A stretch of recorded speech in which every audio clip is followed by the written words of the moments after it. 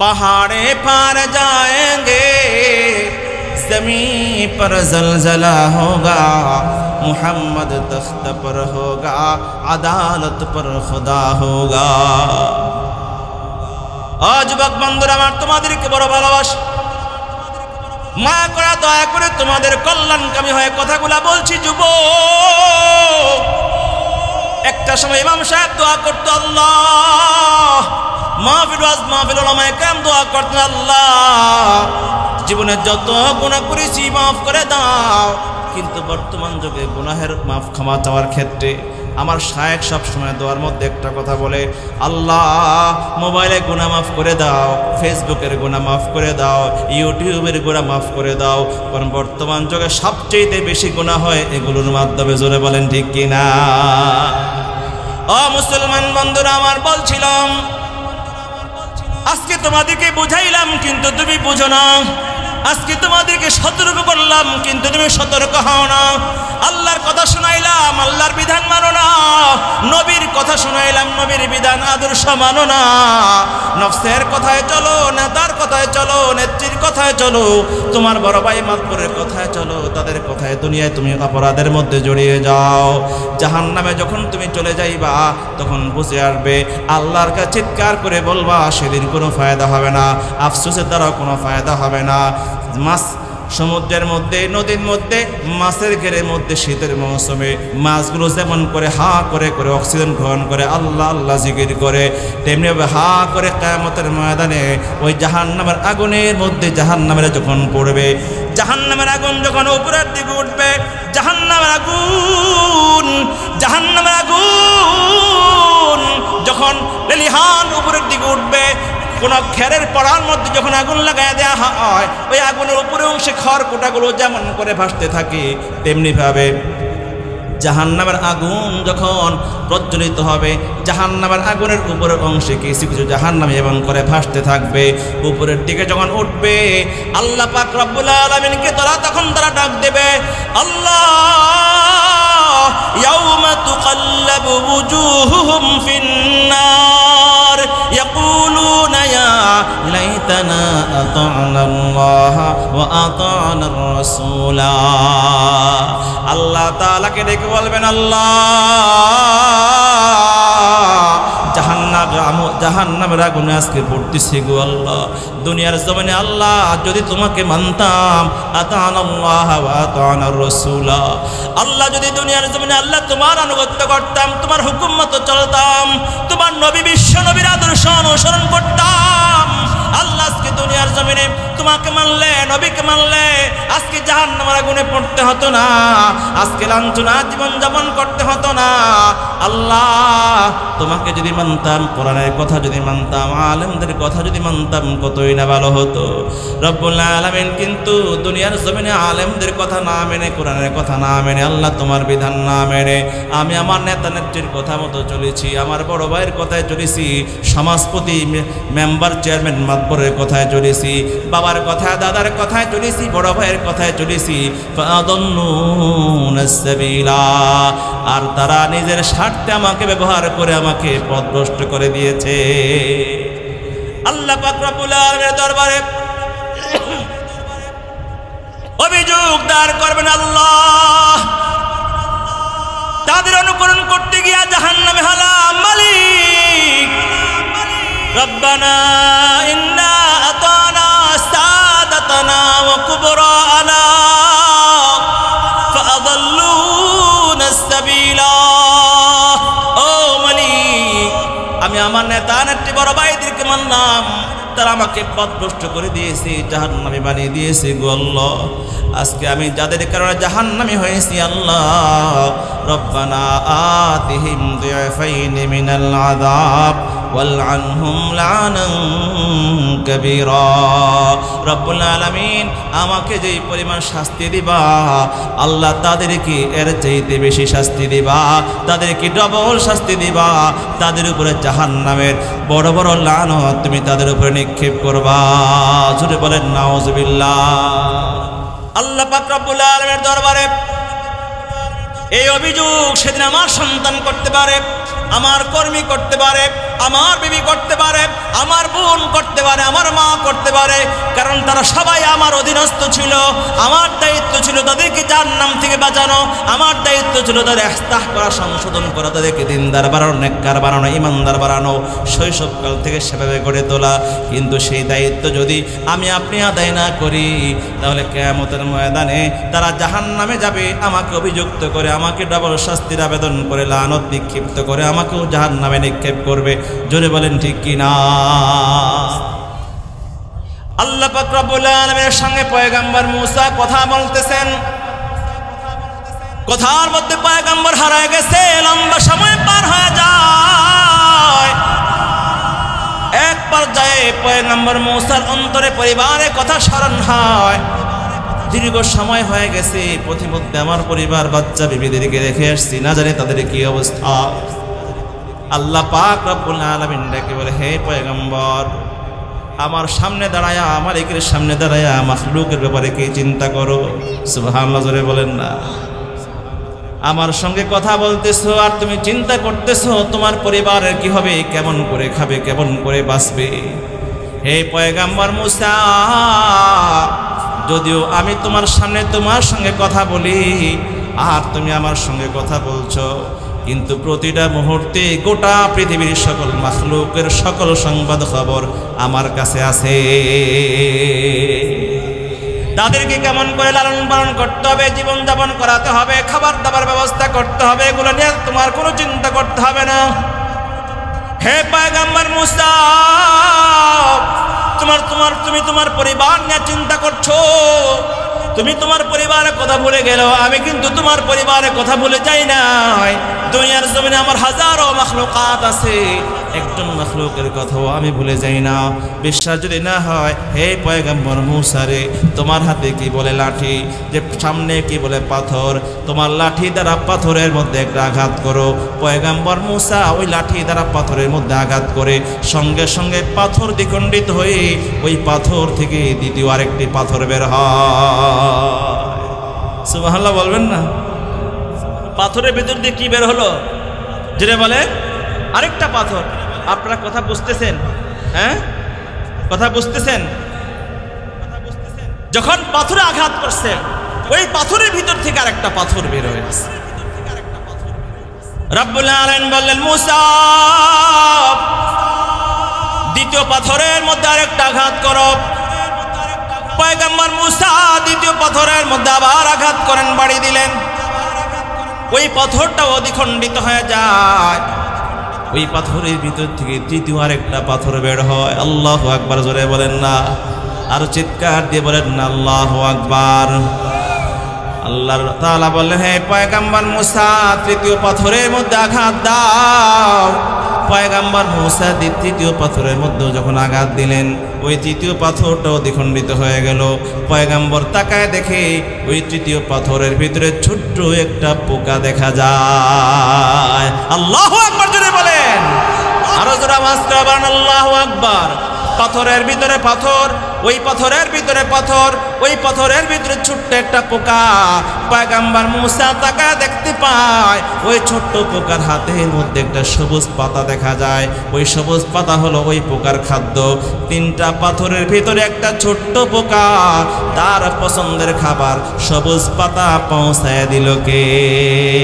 কাদের কুদরত দারি হারছে খাহিয়া কোনি, কাদের কুদরত দারি হারছে খাহিয়া কোনি, মুর্দারা জাদু বেবখশি জিন্দারা বেজা কোনি, জিন্দা কোনি আতায়ে তু ওয়ার বখশি ফিদায়ে তু, দিল শুদা মুবতলায়ে তু হারছে কোনি হৃদয়ে তু।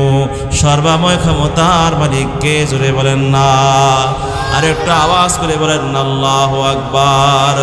জোরে আওয়াজে বলেন আল্লাহু আকবার। একটু হাত তুলে বলেন আল্লাহু আকবার। চিৎকার দিয়ে বলেন আল্লাহু আকবার। আল্লাহ পাক রব্বুল আলামিন বলেন, হে পয়গম্বর মুসা, এবার একটু কান পেতে শোনো। ওই পোকা পোকা কি বলে। পয়গম্বর মূসার আল্লাহ পাক রব্বুল আলামিন ওই পোকার কথা বলার ভাষা আল্লাহ পাক দিলেন, পয়গম্বর মূসাকে বুঝার শক্তি দিলেন। এই ছোট্ট পোকা এমন ভাবে কথা বলতে লাগলো, পয়গম্বর মূসা শুনতে লাগলেন। ওই ছোট্ট পোকাটা বলে সুবহানা মান ইয়ারানি ওয়া ইয়ারযুকুনি ওয়া ইয়াসমাউ কালামি। আল্লাহু আকবার, জোরে বলেন না।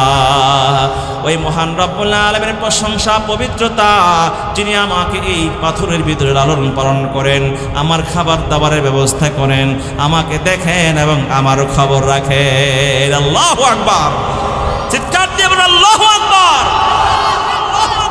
এই ছোট্ট পোকাটা পর্যন্ত ওই পাথরের ভিতরে তাসবিহ পড়ছে, আল্লাহর জিকির করছে। আর সেই জিকিরের ভাষা শুনলেন কে? জোরে বলেন, আর জোরে বলেন না, কে শুনলেন? বলে পোকাকে কথা বলে। পোকা কথা বললো কি করে? যে পোকাকে কথা বলার, জিকির করার, তাসবিহ পড়ার ভাষা দিয়েছেন কে? জোরে বলেন না, কে? আল্লাহ পারে কি পারে না? আল্লাহ পাক যদি চায় তাহলে এই বোতলও কথা বলবে, বিশ্বাস হয় না? আল্লাহ পাক যদি নির্দেশ করে তাহলে এই ক্যামেরা কথা বলবে। আল্লাহ পাক যদি চায় নির্দেশ করে হাত কথা বলবে। আল্লাহ পাক যদি নির্দেশ করে পা কথা বলবে। আল্লাহ পাক নির্দেশ করলে বাঁশগুলো পর্যন্ত কথা বলবে। ঠিক কিনা জোরে বলে? আমরা মনে করি শুধু জিহ্বায় কথা বলে, আমরা মনে করি শুধু চক্ষুটাই দেখে, কানে শুনে না। আল্লাহ পাক যাকে ক্ষমতা দেয়, পাওয়ার দেয়, সেই সব কিছু করতে পারে। আল্লাহ পাক যদি আমার কানকে দেখার শক্তি দেয়, কান দেখতে পাবে, আর চোখকে বলার শক্তি দেয়, চোখ বলতে পারবে, জবানটা বন্ধ হয়ে যাবে। আল্লাহ নির্দেশ দিলে জবানটা আর কথা বলতে পারবে না। ঠিক কিনা জোরে বলেন? বাস্তব নমুনা আমরা দুনিয়ার জমিনে দেখতে পাই। দুনিয়ার জমিনে হাজারো মানুষ এমন আছে, সুন্দর জিহ্বা আছে কিন্তু কথা বলতে পারে না, সুন্দর চক্ষু আছে কিন্তু দৃষ্টি শক্তি নাই, দেখতে পায় না, কান আছে কিন্তু শুনতে পায় না, পা আছে হাঁটতে পারে না, হাত আছে ধরতে পারে না, নড়াচড়া করতে পারে না, আছে না নাই? তাহলে জবান আল্লাহ তাআলার দেওয়া নেয়ামত, জবানে কথা বলার শক্তিও আল্লাহ তাআলার নেয়ামত। আল্লাহ তাআলা কাউকে শুধু জিহ্বা দেয় কিন্তু স্পিকিং পাওয়ার, কুওয়াতে তাকাল্লুম, কথা বলার শক্তি আল্লাহ তাআলা দেয় না। কাউকে চক্ষু দেয় কিন্তু দৃষ্টি শক্তি দেয় না, কান দেয় কিন্তু শ্রবণ শক্তি দেয় না, হাত দেয় স্পর্শ অনুভূতি শক্তি আল্লাহ তাআলা দেয় না। তাহলে আল্লাহ পাক রব্বুল আলামিন হাতে কুদরত, এই কুদরত আল্লাহ পাক রব্বুল আলামিন দুনিয়ার জমিনে বহুবার দেখাইছেন। আল্লাহ পাক রব্বুল আলামিন পাথর কি কথা বলে আল্লাহ তাআলা দৃষ্টান্ত স্থাপন করেছেন। ছোট মাসুম শিশু বাচ্চাকে কথা বলায় আল্লাহ পাক রব্বুল আলামিন দৃষ্টান্ত স্থাপন করেছেন। আল্লাহ পাক রব্বুল আলামিন দুনিয়ার জমিনে কোলের বাচ্চাকে কথা বলায় আল্লাহ তাআলা দেখাইছেন, বাঁশের খুঁটিকে কথা বলায় আল্লাহ তাআলা দেখাইছেন। এমনি ভাবে কিয়ামতের ময়দানে রব্বুল আলামিন বান্দার জবানকে বন্ধ করে দিয়া আল্লাহ তাআলা হাতকে কথা বলার শক্তি দিবে, পাকে কথা বলার শক্তি দিবে, তার চোখগুলাকে কথা বলার শক্তি দিবে। আর এই অঙ্গ প্রত্যঙ্গগুলো দুনিয়ার জমিনে বান্দার সকল গুনাহের কথা প্রকাশ করে মালিকের দরবারে বান্দার বিরুদ্ধে সাক্ষী প্রদান করবে। জোরে বলেন নাউজুবিল্লাহ। আল্লাহ পাক রব্বুল আলামিন কোরআনে কারিমে বলেন, আল-ইয়াওমা নাখতিমু আলা আফওয়াহিহিম ওয়া তুকাল্লিমুনা আইদিহিম ওয়া তাশহাদু আরজুলুহুম বিমা কানু ইয়াকসিবুন। রব্বুল আলামিন বলেন, আজকে কিয়ামতের কঠিন ময়দান, আমি তোমার জবানকে মোহর মুড়ে দিলাম বান্দা। তোমার হাত কথা বলবে, পা কথা বলবে, তোমার চক্ষু কথা বলবে, ঠোঁট কথা বলবে। শুধু কথাই বলবে না, তোমার বিরুদ্ধে সাক্ষী প্রদান করবে। অন্য এক আয়াত কারিমে আল্লাহ তাআলা বলেন, ওয়া ইয়াওমা তাশহাদু আলাইহিম আলসিনাতুহুম ওয়া আইদিহিম ওয়া আরজুলুহুম বিমা কানু ইয়াকসিবুন। আল্লাহ পাক রব্বুল আলামিন, হে আমার গোলাম, আজকে কিয়ামতের কঠিন ময়দান, এমন এক ভয়ঙ্কর ময়দান রে গোলাম, আজকে তোমার জবানকে বন্ধ করে দিয়েছি গোলাম। দুনিয়ার জমিনে তুমি গোপনে রাতের বেলায় গুনাহ করেছো। হে যুবক, রাতের গভীর তোমার মা ঘুমায় গেছে, বাবা ঘুমায় গেছে, তোমার বিবি ঘুমায় গেছে। হে পর্দার মা, তোমার স্বামীও ঘুমায় গেছে, অথবা বিদেশের বাড়িতে অফিসে আছে। তুমি মনে করেছো তোমার বেডরুমে তুমি ছাড়া কেউ নাই। হে যুবক, তুমি মনে করেছো তোমার শোবার ঘরে তুমি ছাড়া কেউ নাই। এই নীরব ঘরে নির্জনের মধ্যে তুমি গুনাহের মধ্যে লিপ্ত হয়ে গেলা। মোবাইলে গুনাহ, পরকীয়ার মধ্যে লিপ্ত, পরনারীর সঙ্গে কথা বলার মধ্যে লিপ্ত, মেসেঞ্জারে চ্যাটিং এর মধ্যে লিপ্ত, নানা অপরাধের মধ্যে লিপ্ত, পর্ণ ভিডিও দেখতে লিপ্ত। হে যুবক রে, নাচ গান আর সিনেমা দেখার মধ্যে লিপ্ত। তুই ভাবছো তোমার বন্ধু দেখে না, মা দেখে না, বাবা দেখে না, দুনিয়ার কোনো মানুষ দেখে না। আল্লাহ তাআলা বলে, হে কপাল পরা গোলাম, দুনিয়ার কেউ না দেখলেও তোমার দেহের মধ্যে যে অঙ্গগুলো আছে, যে চোখ দ্বারা তুমি নাটক দেখতেছ, যে চোখ দ্বারা টিকটক আর গানের ভিডিও দেখো, যে চোখ দ্বারা অশ্লীল ভিডিও দেখো, যে হাত দ্বারা পরনারী গায়ে স্পর্শ করো, যে কান দ্বারা কথা শোনো, যে জবান দ্বারা বলো, ওই জিহ্বাটা, ওই কানটা, ওই চোখটা, ওই হাতটা আমার দেয়া অঙ্গ। এগুলো তোমার দেহের মধ্যে ফিট করা আমার পক্ষ থেকে সিসি ক্যামেরা। তোমার সব কর্মকাণ্ডগুলো এর মধ্যে রেকর্ড হয়। কিয়ামতের ময়দানে এগুলো কথা বলে বলে মালিকের দরবারে সব কিছু প্রকাশ করে সাক্ষী দেবে। জোরে বলেন নাউজুবিল্লাহ।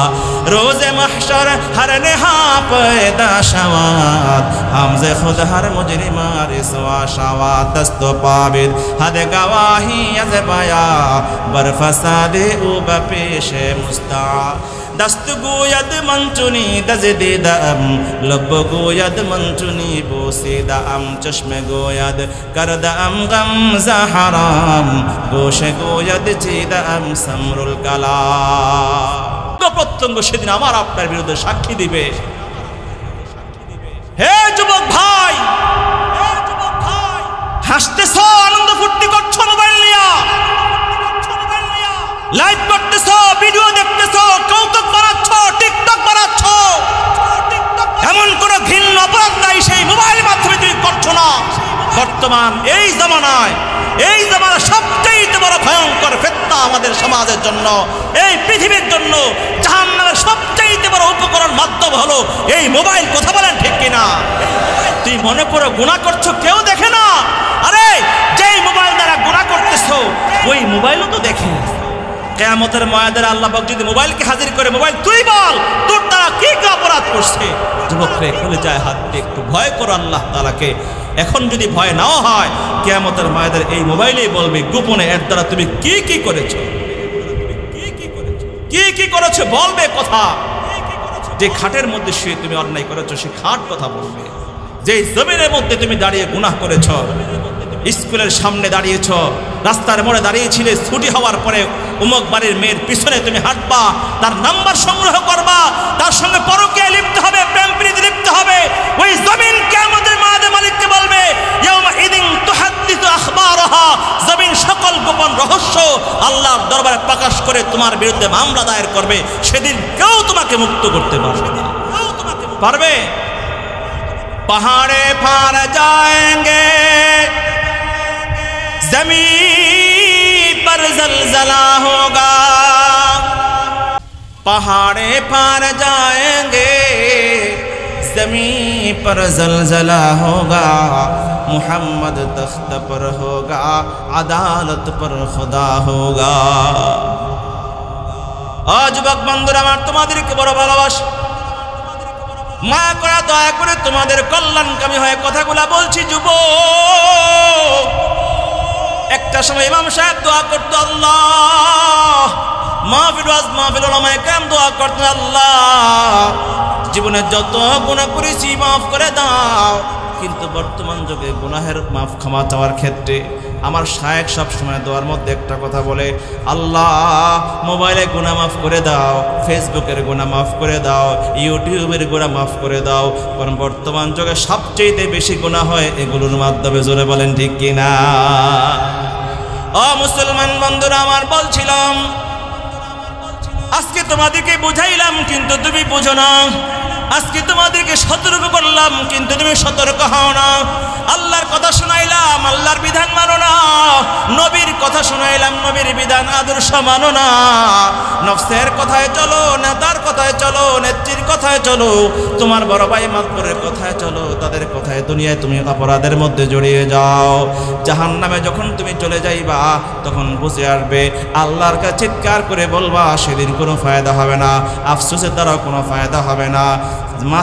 সমুদ্রের মধ্যে, নদীর মধ্যে, মাছের ঘেরের মধ্যে শীতের মৌসুমে মাছগুলো যেমন করে হা করে করে অক্সিজেন গ্রহণ করে আল্লাহ আল্লাহ জিকির করে, তেমনিভাবে হা করে কিয়ামতের ময়দানে ওই জাহান্নামের আগুনের মধ্যে জাহান্নামের যখন পড়বে, জাহান্নামের আগুন যখন উপরের দিকে উঠবে, জাহান্নামের আগুন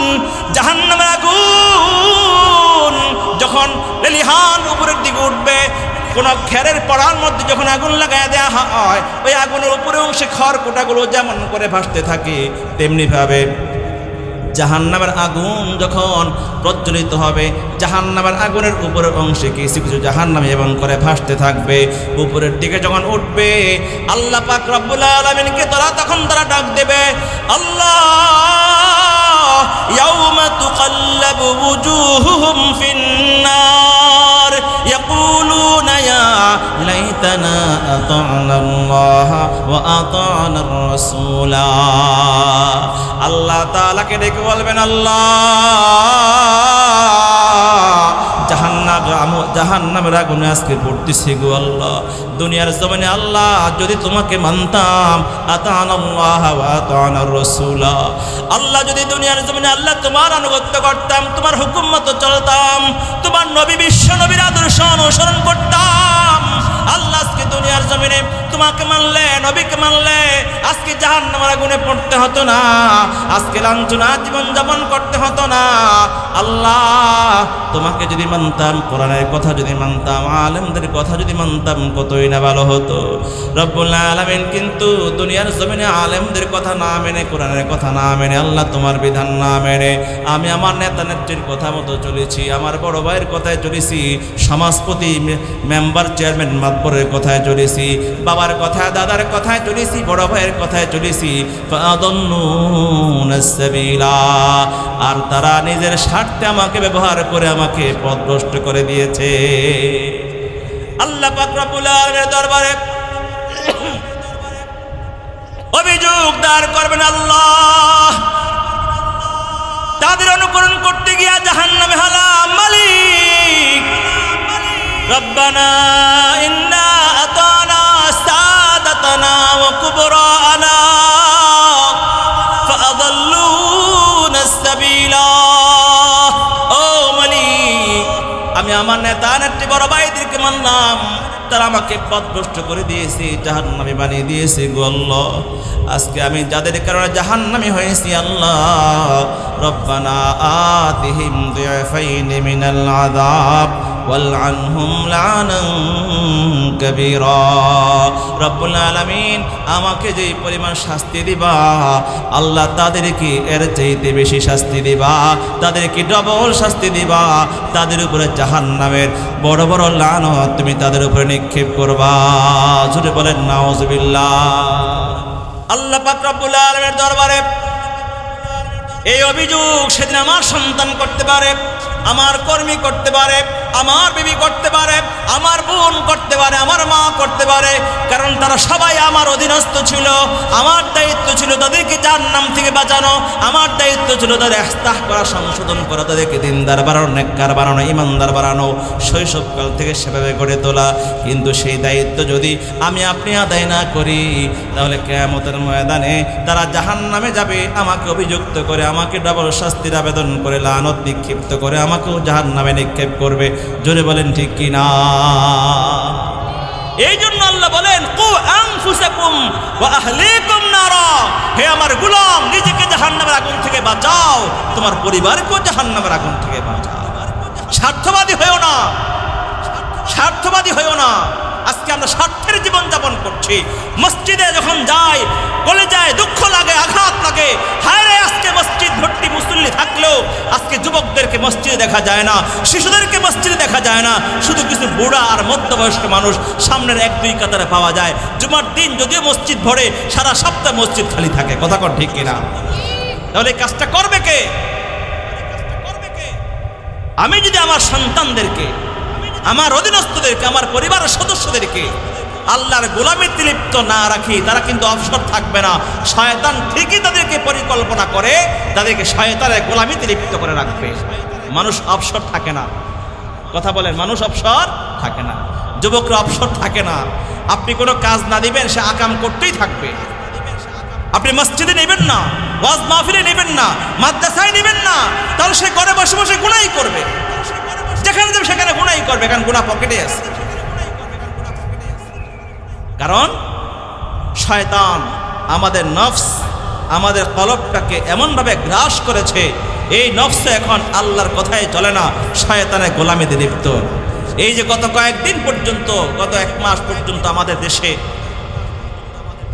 একটা কথা খুবই চলছে মিডিয়াতে, যদিও জাতীয় মিডিয়াগুলো, বড় বড় মিডিয়াগুলো এগুলোকে প্রচার করে না। তাদের দুলাবাই লাগে মামার বাড়ির আবদা রক্ষা করতে গিয়া তাদের নাম তারা মুখে নেয় না। আমরা যদিও ইসকন ইসকন বলে চিল্লাই, কিন্তু মিডিয়াগুলো এবং প্রশাসন মামলা নেওয়ার ক্ষেত্রে, তারা এফআইআর দারাজ করার ক্ষেত্রে, মিডিয়ায় সংবাদ প্রকাশ করার ক্ষেত্রে ইসকন শব্দ এটা উল্লেখ করে তাদের বিরুদ্ধে কোনো অভিযোগ গ্রহণ করে এই সংবাদ প্রচার করতে তারা চায় না। তাদের মামু লাগে। কথা বলেন ঠিক কিনা? আমরা যদি চিল্লাচ্ছি, কিন্তু এটাই তো বাস্তব। সারা দেশে সংবাদ চলছে, আমরা আতঙ্কিত যে আমাদের মেয়েরা তাদের ফাঁদে পড়ছে। বিশেষ করে মাদ্রাসার ছাত্রীরা, দিনদার বোরকাওয়ালি পর্দানশীল মেয়েরা কিভাবে একটা হিন্দুর ছেলের ফাঁদে পড়ে, তাহলে তার ফাঁদে পড়লো কি করে? এটা মোবাইলের মাধ্যমে হয়েছে। কথা বলেন না, কিসের মাধ্যমে হয়েছে? জোরে বলেন না, কিসের মাধ্যমে? তাহলে আমার 12 বছর 14 বছরের এই কিশোরী যুবতী মেয়ের হাতে মোবাইলটা দিল কে? কথা বলেন, মোবাইলটা দিল কে? আমি দিয়েছি, বাবাই দিয়েছে, নানা দিয়েছে, ভাই দিয়েছে। তাহলে এই মোবাইলের মাধ্যমে একটা ভিন্ন পুরুষের সঙ্গে যখন অবৈধ সম্পর্ক রিলেশন হয়ে এই মেয়েটা যখন ধ্বংস হয়, নষ্ট হয়, ঘর ছাড়া হয়, আর পাপী হয়, জাহান্নামী হয়, এই দায়ভার কে নেবে? আমরা ইসকনের বিরুদ্ধে জোরালো বক্তব্য প্রদান করছি, প্রতিবাদ করছি, এটা করবো ঠিক, কিন্তু এখানে শুধু তারই দোষ। ওই হিন্দু ছেলের সঙ্গে আমার মেয়ে ভেগে যায় কেন?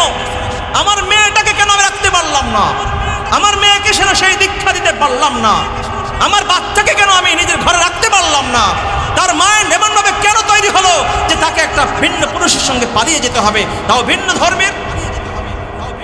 এর দায়ভার আমাকে আপনাকে নিতে হবে, এর দায়ভার আমাকে আপনাকে নিতে হবে। আর তারা তো পরিকল্পনা করেই করছে। ভাওয়াল, লাভ রেপ, ভাওয়াল না লাভ রেপটা কি যেন তাদের মিশন। মুসলিম নারীদেরকে প্রেমের ফাঁদে ফেলে তাদেরকে ঘর ছাড়া করে তাদের দেশে নিয়ে যাওয়া, বিক্রি করে দেওয়া পতিতালয়ে এক এজেন্ডা। আরেক এজেন্ডা হলো বিবাহিত হলে এই দেশেই পরকীয়ায় লিপ্ত হয়ে স্বামীর সঙ্গে বিচ্ছেদ করে ঘর থেকে নিয়ে কিছুদিন ভোগ করে পেটের মধ্যে অবৈধ যারা সন্তান দিয়ে তারপরে পালায়ে যাওয়া।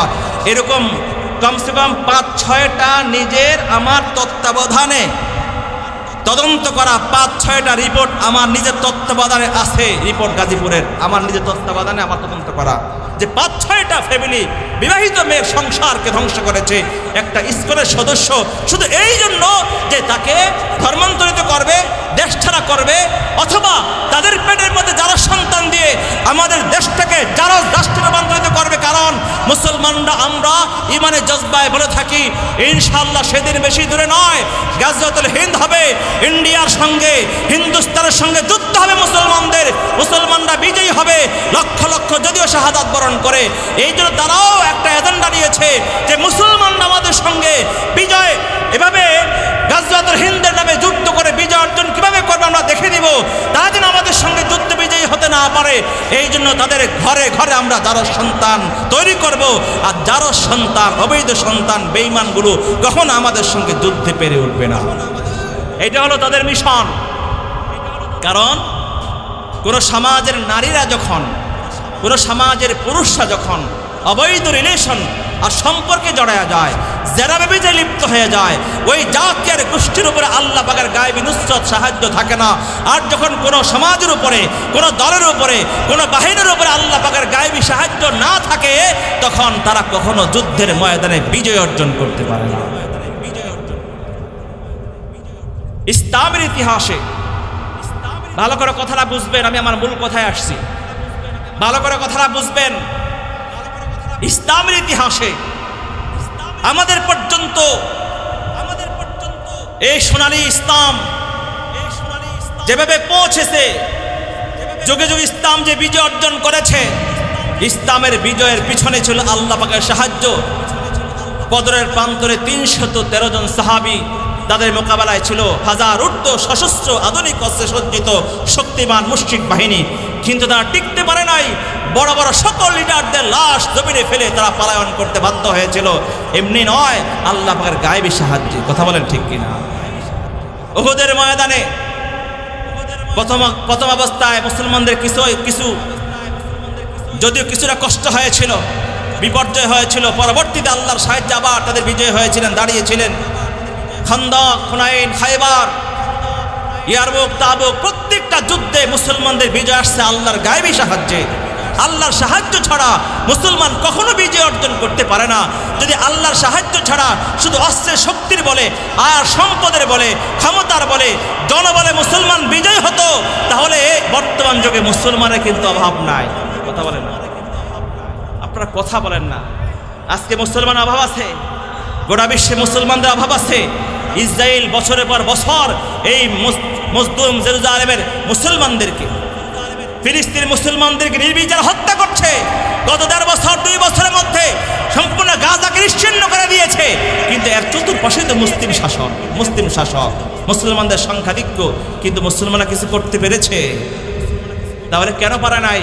শুধু নামে মুসলমান হলেই হয় না, অন্তরে ঈমান থাকতে হয়, তাদের সততা থাকতে হয়, আল্লাহর উপরে পূর্ণ আস্থা বিশ্বাস থাকতে হয়, আর আল্লাহ সাহায্য থাকতে হয়, তখনই তারা বিজয় অর্জন করতে পারে। আর মুসলমানদের ভিতরে যখন ঈমান থাকবে না, আমল থাকবে না, আল্লাহর উপরে আস্থা থাকবে না, তাদের সততা থাকবে না, নিষ্ঠা থাকবে না, শালীনতা থাকবে না, নীতিনৈতিকতা বিবর্জিত হবে, আল্লাহ সাহায্য উঠে যাবে, তখন মুসলমানদের সামনে মুসলমানদেরকে হত্যা করা হবে। মুসলমান চেয়ে চেয়ে দেখবে, নীরবে ভূমিকা পালন করবে, অথবা বিধর্মীদেরকে সাহায্য করবে। এটাই হচ্ছে বর্তমানে। তাহলে আরব রাষ্ট্রগুলো, আরব বিশ্বের মুসলিম রাষ্ট্রগুলো আজকে একযোগ হয়ে যদি ইসরায়েলের বিরুদ্ধে, আমেরিকার বিরুদ্ধে দাঁড়াতো, তাহলে আমেরিকা, ইউরোপ, গোটা বিশ্বের সকল পরাশক্তি মুসলমানদের সামনে মাথা নত করতে বাধ্য হতো। কারণ তাদের সকল শক্তির উৎসই হচ্ছে আরব রাষ্ট্রে তেল। কথা কোন ঠিক কিনা? এই তেল এবং স্বর্ণ কার হাতে? মুসলমানদের হাতে। কি তারা বলতে পারছে না কেন? সবগুলো হচ্ছে ক্ষমতার লোভী, সবগুলো নারী লোভী, সবগুলো নীতিনৈতিকতায় সব অধপতন এমনভাবে হয়েছে যে তাদের উপরে আল্লাহর নুসরত নাই, ইমানের শক্তি আর কুওয়াত নাই। একটা দৃষ্টান্ত আপনাদেরকে দেই। কোরআনে কারিমের সূরা আরাফের 176 নং আয়াতে কারিমা আল্লাহ একটা ঘটনা উল্লেখ করছে, ইঙ্গিত দিয়েছেন। কাজী সানাউল্লাহ পানিপতি রহমতুল্লাহ আলাইহি তাফসীর মাযহারের মধ্যে ওয়াকিয়া লিখছেন, মুসা আলাইহিস সালাতু সালামকে আল্লাহ পাক রব্বুল আলামিন নির্দেশ দিয়েছিলেন পয়গম্বর মুসাকে বনী ইসরাঈলদেরকে নিয়ে যেন সে এই বর্তমান ফিলিস্তিনের আশেপাশে যে বসতি বসবাস করত, কেউ বলছে জাব্বারিন, তাদের সঙ্গে জিহাদ করার জন্য। তিনি যখন তার বাহিনী নিয়ে অগ্রসর হলেন, কাছাকাছি যাওয়ার পরে ওই সম্প্রদায়ের মানুষ যখন দেখলো পয়গম্বর মুসা বিশাল বনী ইসরাঈলের বাহিনী নিয়ে আসছে, লক্ষ লক্ষ বনী ইসরাঈলী, তাদের সঙ্গে যুদ্ধ করার জন্য, তারা দেখলো কোনোভাবেই তাদের সঙ্গে যুদ্ধ জিহাদ করে পারবে না, বিজয়ী হবে না। এখন কি করা যায়? তখন তাদের মধ্যে একজন সাধক ছিল, সাধক নাম ছিল বালাম ইবনে বাউরা। বালাম ইবনে বাউরার কাছে গিয়ে বলল, হে বালাম, পয়গম্বর মুসা আসছে আমাদের সঙ্গে মোকাবেলা করার জন্য, আমাদের সঙ্গে যুদ্ধ করে আমাদেরকে পরাজিত করে, আমাদেরকে ঘর ছাড়া করে, আমাদের এই অঞ্চল দখল করে বনী ইসরাঈলীদেরকে বসতি দিবে। দয়া করে তুমি পয়গম্বর মুসা এবং তার দলবলের বিরুদ্ধে বদদুয়া করো, যাতে আল্লাহ তাআলা তাদেরকে পরাজিত করে আমাদেরকে বিজয়ী করে। বালাম ইবনে বাউরা ছিল একজন মুস্তাজাবুদ দাওয়াত, ইসমে জাত আল্লাহ পাক রব্বুল আলামিন ইসমে জাত সে জানতো যে ইসমে জাত পরে দোয়া করলে আল্লাহ দোয়া কবুল করত। ইসমে জাতের ইলম ছিল, ইসমে জাতের ইলম যার আছে, ওই ইসমে জাত পরে দোয়া করলে আল্লাহ সরাসরি দোয়া কবুল করে। সুবহানাল্লাহ। বালাম ইবনে বাউরার কাছে বলে, হে বালাম, পয়গম্বর মুসার বিরুদ্ধে বদদুয়া করে। বালাম বলে, হে আমার সম্প্রদায়, এটা তোমরা কেমন কথা বলছো? তোমাদের এই কথা কোনোভাবেই মানা যায় না। কারণ পয়গম্বর মুসা মুসলমান, আল্লাহ নবী, তার সঙ্গে আছে বনি ইসরাইল মুসলমান, তাদের সঙ্গে আল্লাহ পাকের ফেরেশতারা আছে, আল্লাহর সাহায্য আছে। তাদের বিরুদ্ধে বদদুয়া করা অর্থ হচ্ছে আমি নিজেকে ধ্বংস করা। আমার দ্বারা কোনোভাবেই এটা করা সম্ভব নয়। আমি তোমাদের কথা গ্রহণ করতে পারবো না। সম্প্রদায়ের লোকজন যখন ফিরে যায়, পরদিন আবার এসে বলে বালআম, তোমার কাছে আমরা কাকুতি বিনতি করি, হে বালআম, তুমি তো আমাদের সম্প্রদায়ের মানুষ, আমরা ধ্বংস হলে তুমিও তো ধ্বংস হবা, আমরা বাড়ি ছাড়া হলে তুমিও তো বাড়ি ছাড়া হবা, দয়া করে তুমি তাদের বিরুদ্ধে বদদুয়া করো। বালআম রাজি হয় না।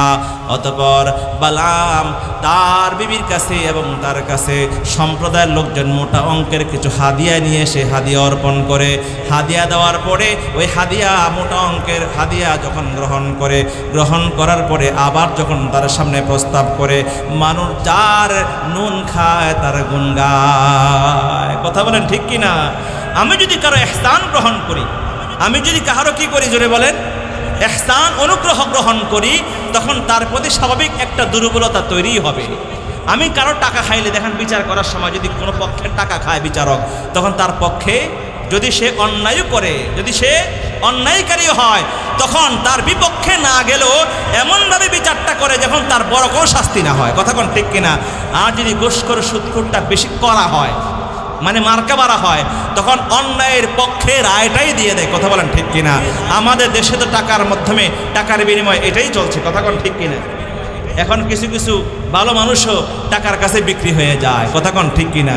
টাকার কাছে ইমান বিক্রি করে দেয়, টাকার কাছে ইসলাম বিক্রি করে দেয়, টাকার কাছে নিজের নীতি নৈতিকতা বিক্রি করে দেয়, ক্ষমতার কাছে নিজের নীতি বিক্রি করে দেয়। কথা বলেন ঠিক কিনা? আপনারা মনে আমার কথা বিশ্বাস করতেছেন না? হ্যাঁ, বিশ্বাস করেন না? টাকার কাছে মানুষ ইমান বিক্রি করে, হ্যাঁ, পদের কাছে ইমান বিক্রি করে, ক্ষমতার কাছে ইমান বিক্রি করে কি করে না, জোরে বলেন? এই জন্য মসজিদে গিয়ে কয়, মসজিদ আল্লাহর ঘর, আল্লাহর সাহায্য, আল্লাহ আমাদের রব, আল্লাহ আমাদের সব। আবার মন্দিরে গিয়েও কয় ওদের পক্ষে। কথা কোন ঠিক কিনা? কেন? রাজি রাহে রহমান ভি খুশ রাহে শয়তান। আল্লাহ রাজি থাকুক, শয়তানও কি থাকুক, খুশি থাকুক।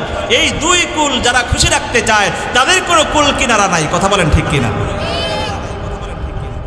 আজকে অনেক দুঃখ এবং পরিতাপের সঙ্গে বলতে হয়, নোয়াখালীর মানুষ, আপনাদের অঞ্চলও আছে ইসলাম বিদ্বেষী, ইসলামের নামে, তাওহীদের নামে অনেক ভয়ঙ্কর ভয়ঙ্কর সংগঠন, অর্গানাইজেশন, এনজিও আমাদের দেশে বর্তমানে চলছে, যারা ইসলামের লেবেল লাগায়া, তাওহীদ একত্ববাদের লেবেল লাগায়া মুসলমানদেরকে তাওহীদ থেকে, ঈমান থেকে, ইসলাম থেকে সরাচ্ছে। কথা বলেন ঠিক কিনা? আমার নিজস্ব চোখে দেখা, আজ থেকে কয়েক বছর আগের কথা, চট্টগ্রাম রাঙ্গামাটি একটা উপজেলার নাম হচ্ছে লংগদু। ওই লংগদু উপজেলার মধ্যে গিয়েছিলাম একদিন এক সফরে। যাওয়ার পরে এই মাহফিলে এলাকার লোকজন বললেন, ওই লংগদু উপজেলার মধ্যে আপনাদের নোয়াখালীর লোক বেশি। ওই লংগদু উপজেলার মধ্যে যে সকল মুসলমান বসবাস করে, এর বেশিরভাগই তারা এই নোয়াখালী থেকে এবং ময়মনসিংহ থেকে, এই দুই ডিস্ট্রিক্টের মানুষ বেশি পাইছি আমি। এখান থেকে হিজরত করে সেখানে গিয়েছে। আর যারা উপজাতি তারা খ্রিস্টান। এই অসংখ্য মুসলমান তারা বললেন, হুজুর, মাত্র একটা টিউবওয়েলের জন্য, এক খণ্ড জমির জন্য একটা দুধের বাচ্চা গাভী দিবে, ওই গাভীর দুধ পান করে সংসার চালাবে, এই সামান্য স্বার্থের জন্য তারা এই দুনিয়ার সামান্য স্বার্থের জন্য খ্রিস্টানদের ফরম পূরণ করে খ্রিস্ট ধর্ম গ্রহণ করে ইসলাম ছেড়ে দিয়ে মুরতাদ হয়ে গেছে প্রায় 10,000 মুসলমান। নাউজুবিল্লাহ, জোরে বলেন না। 10,000 মুসলমান। আজ থেকে 5-6 বছর আগের কথা বলছি। আমি এই বছরে গিয়েছি দিনাজপুরে কয়েকবার, দিনাজপুর, ঠাকুরগাঁও, পঞ্চগড়, নীলফামারী, প্রত্যেক বছর যাই, সামনেও যাব। ওই সমস্ত অঞ্চলগুলোর মধ্যে হাজারো হাজারো ফ্যামিলি মাত্র সামান্য একটু দুনিয়ার স্বার্থের জন্য। কি স্বার্থ? যে আমার সন্তানটাকে ভালো স্কুলে ফ্রি অ্যাডমিশন দেওয়া হবে, আমাকে এক খণ্ড জমি দেওয়া হবে চাষাবাদ করে খাবার জন্য, আমার ঘর নাই, ঘরটাকে একটু বিল্ডিং করে দেওয়া হবে, আমার ঘরে ছাদ দিয়ে দেওয়া হবে, অথবা আমাকে কিছু দুনিয়াবি নগদ অর্থ দেওয়া হবে। দুনিয়ার সামান্য স্বার্থের জন্য আজকে মুসলমানরা ইসলামের খাতা থেকে নামটা মুছে খ্রিস্টানদের খাতায়, কাদিয়ানির খাতায়, তারপরে বেঈমানের খাতায়, হিজবুত তাওহীদের খাতায়, হিজবুত তাহরীরের খাতায়, এভাবে শিয়াদের খাতায় নাম উঠায়া আজকে বেঈমান হয়ে যাচ্ছে। নাউজুবিল্লাহ জোরে বলেন না। অথচ আমাদের পূর্বপুরুষরা কল্লা দিয়েছেন, ইসলাম দেয় নাই। পদের কাছে বিক্রি হয় নাই, একটা নমিনেশন পেপার পাবে, নমিনেশন পাবে, সেই জন্য কোরআনের বিরুদ্ধে কথা বলে।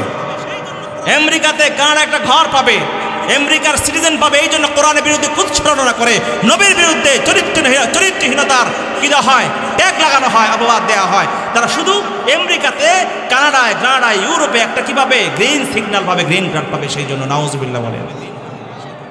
অথচ আমাদের পূর্বপুরুষদের ইতিহাস কি? জীবন দিতে রাজি ছিলেন, কিন্তু ইসলাম ছাড়তে রাজি ছিলেন। ভাই সাউন্ডটা একটু বাড়ান, সাউন্ডটা বাড়ান, ক্লিয়ার করেন।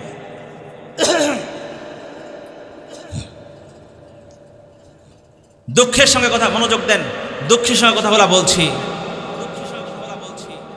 হাজার হাজার মুসলমান, হাজার হাজার মুসলমান, ইসলাম একদিকে, নিজের স্বার্থ একদিকে, রাজনৈতিক ফায়দা একদিকে, ইসলাম আর একদিকে।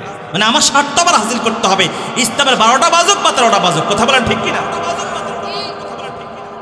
অথচ আমাদের পূর্বপুরুষদের অবস্থা দেখেন। আল্লাহ পাক রব্বুল আলামিন যে ইসলাম ঈমান দিয়েছেন, ঈমানকে ধরে রাখার জন্য, ইসলামকে ঠিক রাখার জন্য, নিজের নীতি নৈতিকতা ঠিক রাখার জন্য শুধু রক্ত দেয় নাই, সম্পদ বিসর্জন দেন নাই, শুধু ঘর বাড়িয়ে ছাড়েন নাই, এমনকি নিজের কল্লা পর্যন্ত দিতে রাজি ছিলেন, কিন্তু ইসলাম দিতে রাজি ছিলেন না। আল্লামা ইবনে কাসির রাহমাতুল্লাহি আলাইহি সূরা ফজরের তাফসীর ইবনে কাসিরের মধ্যে এক ঘটনা লিখছেন। কুবাস বিন রাজিন আবু হাশিম রাহমাতুল্লাহি আলাইহি মশহুর একজন ব্যক্তিত্ব ছিলেন, তিনি যুবক বয়সী ছিলেন। কুবাস বিন রাজিন আবু হাশিম রাহমাতুল্লাহি আলাইহি বলেন, আমরা কয়েকজন যুবক, আমরা সফর করতেছিলাম, সফর করতে করতে এক জালেম খ্রিস্টান বাদশাহ রাষ্ট্র দিয়ে আমরা সফর করছি। ওই খ্রিস্টান রাষ্ট্র যখন আমরা অতিক্রম করছিলাম, খ্রিস্টান বাদশাহ আমাদের সবগুলো মুসলিম যুবককে বন্দী করে জেলখানায় পাঠায়। আমাদেরকে জেলখানায় বন্দী করা হয়। কুবাস বিন রাজিন আবু হাশিম বলেন, আমাদেরকে জেলখানায় বন্দী করে নির্যাতন শুরু করে দেয়া হয়। আমরা যেন ইসলাম ছেড়ে দিয়ে খ্রিস্ট ধর্ম গ্রহণ করি। আমাদেরকে বন্দী করার পরে নির্যাতন করছে। এক পর্যায়ে একদিন রাজ্যের সব খ্রিস্টানদেরকে দাওয়াত করে একটা ময়দানের মধ্যে একত্রিত করা হয়, আর সবার সামনে আমাদেরকে হাজির করে আমাদেরকে শাস্তি প্রদান করে তাদেরকে আনন্দ দিবে। কুবাস বিন রাজিন আবু হাশিম রাহিমাহুল্লাহ বলেন, নদীর ধারে বিশাল একটা মাঠ, চতুর্দিকে হাজারো খ্রিস্টান, মাঝখানে আমাদেরকে কয়েকজন যুবককে দাঁড় করাইয়া বাদশাহ তার সব দলবল নিয়া সেই ময়দানে হাজির হয়। জল্লাদকে হাজির করে, জল্লাদের হাতে ধারালো তরবারি দিয়া বলি, একজন যুবকের গর্দানে তরবারি রাখো, আর তাদেরকে বলো তারা যেন ইসলাম ছেড়ে দিয়ে খ্রিস্টান ধর্ম গ্রহণ করে। কুবাস বিন রাজিন বলেন, আমাদের কয়েকজন যুবকের সর্বপ্রথম একজন যুবকের গর্দানের মধ্যে তরবারি রেখে তাকে বলা হলো, যুবক, যদি জীবন বাঁচাতে চাও তাহলে ইসলাম ত্যাগ করে খ্রিস্ট ধর্ম গ্রহণ করো। নাউজুবিল্লাহ জোরে বলেন। আমি আর আপনি হলে কি করতাম? আমাদের গর্দানে যদি তরবারি রেখে বলা হতো, এই মুহূর্তে যদি ইসলাম না ছাড়ো তাহলে তোমার কল্লা কেটে ফেলা হবে, তাহলে আমার আপনার মতো মুসলমানদের ইসলাম ধরে রাখা সহজ ছিল? জোরে বলেন। কারণ আমরা তো নামের মুসলমান, কাজের না। আমাদের আইডি কার্ডে ইসলামের নাম আছে, আমাদের চেয়ারম্যান সার্টিফিকেটে, জন্ম নিবন্ধন সনদের মধ্যে আমাদের ইসলাম থাকলেও, নামের শুরুতে মোহাম্মদ থাকলেও আমাদের কাজী কর্মে চিন্তা চেতনায় তো ইসলামটা নাই, ঘরে নাই, পরিবারে নাই, সমাজে নাই, রাষ্ট্রে নাই। কথা বলেন ঠিক কিনা? हम मुसलमान है मगर हम में मुसलमानी नहीं, हम में ईमान है मगर हम मुमिने कामिल नहीं। কারণ আমরা তো এমন নামের মুসলমান, আমরা নামে আছি কিন্তু কাজে না। এই জামানা আসবে, রাসূল আগেই বলে গেছে, সায়াতি আলা উম্মতি জামানুন লা ইয়াবকা মিনাল ইসলাম ইল্লা ইসমুহু। এমন একটা জামানা আসবে আমার উম্মতের সামনে, যেই জামানা ইসলাম শুধু নামে থাকবে, কাজে থাকবে না। নাউযুবিল্লাহ। ওয়ালা ইয়াবকা মিনাল কুরআন ইল্লা রুসমুহু। কোরআন থাকবে না, শুধু রুসুম রেওয়াজ থাকবে। কোরআনের তেলাওয়াত থাকবে না, কোরআনের আইন থাকবে না, কোরআনের বিধান থাকবে না, কোরআনের আমল থাকবে না, কোরআনের সংবিধান থাকবে না, কোরআনের রাষ্ট্র থাকবে না, থাকবে শুধু রুসুম রেওয়াজ। বাবা মারা গেছে 40 খতম দাও, 10 দিনে একটা খতম পড়ো, 3 দিনে খতম পড়ো, জন্ম দিবস মৃত্যু দিবসে হাফেজ ভাড়া করে এই রুসুম রেওয়াজ উড়াই থাকবে। বাস্তবে কোরআনের কোনো আমল দুনিয়ার জমিনে থাকবে না। ওই জামানা আসছে কিনা জোরে বলেন না। মাসাজিদুহুম আমিরাতুন ওয়া হিয়া খারাবুন আনিল হুদা। মসজিদগুলো হবে অনেক সুন্দর, কিন্তু মসজিদের ভিতরে হেদায়েত থাকবে না। ওই জামানা তো চলে আসছে, ইসলাম নামেই আছে, কোরআন শুধু রুসুম রেওয়াজ আছে। মসজিদ তো সুন্দর, মসজিদে হেদায়েত নাই। মসজিদে পদ নিয়ে মারামারি, মুসলিম মারামারি, ইমাম মুয়াজ্জিনে মারামারি। কতক্ষণ ঠিক কিনা? ওয়াজহারাতিল আসওয়াতু ফিল মাসাজিদ, তিরমিজি শরীফের এক হাদিস, লম্বা হাদিসের এক অংশ আল্লাহ রাসূল বলেছেন কিয়ামতের আগে এটাও ঘটবে। ওয়াজহারাতিল আসওয়াতু ফিল মাসাজিদ, মসজিদে হট্টগোল শোরগোল বেড়ে যাবে। নাউযুবিল্লাহি মিন যালিক। তাহলে আমরা নামের মুসলমান, আমাদের গর্দানে তরবারি রাখলে ঈমান নিয়ে বাঁচতে পারতাম না। সামান্য রিমান্ড নিলেই তো ঈমান শেষ হয়ে যায়, মামলা হয়ে গেলে ঈমান শেষ হয়ে যায়। আগে যে নীতি নৈতিকতার কথা উচ্চ আওয়াজে বলা হতো, 2-4টা মামলা হয়ে গেলে একবার জেল খাটার পরে আর সেই জবান আর উচ্চারণ হয় না। কথা কোন ঠিক কিনা? উবাদ বিন রাজিন আবু হাশিম রাহমাতুল্লাহি আলাইহি বলেন, প্রথম যুবকের গর্দানে যখন তরবারি রাখা হয়, ওই যুবককে জাল্লাদ বললেন, হে যুবক, কল্লা দিবা না ইসলাম দিবা? এই মুহূর্তে যদি ইসলাম ত্যাগ করে খ্রিস্ট ধর্ম গ্রহণ না করো, তাহলে তোমাকে হত্যা করা হবে, কল্লা কেটে ফেলা হবে। ওই যুবকটা নিজের জীবন রক্ষা করার জন্য ইসলাম ছেড়ে দিয়ে ওই মুহূর্তে মুরতাদ হয়ে খ্রিস্ট ধর্ম গ্রহণ করে। জোরে বলেন নাউযুবিল্লাহ। তাকে ছেড়ে দেওয়া হলো। দ্বিতীয় যুবককে যখন সামনে আনা হয়, তার গর্দানে তরবারি রেখে বাদশাহ প্রশ্ন করে, যুবক রে, কল্লা দিবা না ইসলাম দিবা? উবাদ বিন রাজিন আবু হাশিম বলেন, ওই দ্বিতীয় যুবকটাও ইসলাম মায়া ত্যাগ করে, জীবনে মায়া রক্ষা করে, জীবনকে রক্ষা করলো, রক্ত রক্ষা করলো, ইসলাম ছেড়ে দিয়ে সে মুরতাদ হয়ে গেল। তৃতীয় যুবকের গর্দানে তরবারি রাখলো। তাকে যখন প্রশ্ন করা হলো, যুবক ইসলাম দিবা না কল্লা দিবা? ওই তৃতীয় যুবকটাও ইসলাম ছেড়ে দিয়ে খ্রিস্ট ধর্ম গ্রহণ করলো, মুরতাদ হয়ে গেল। এই 3জন যুবককে ছেড়ে দেয়া হলো।